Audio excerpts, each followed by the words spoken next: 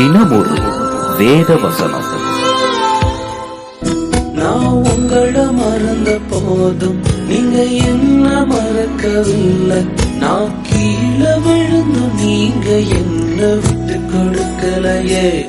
அட மனுஷ மறந்து நீங்க என்ன தூக்க மறக்கலையே.